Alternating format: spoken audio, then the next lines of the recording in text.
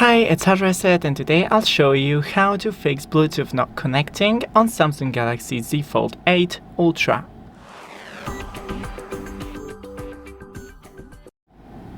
So first scroll from the top and open the Bluetooth settings.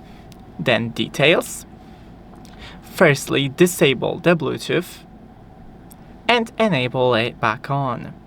Then next to your connected device, hit this gear and Unpair and Unpair.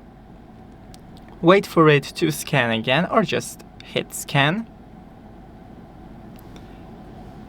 Try pairing with your device.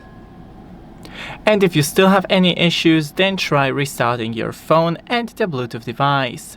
Thanks for watching, don't forget to leave a like and see you in the next one.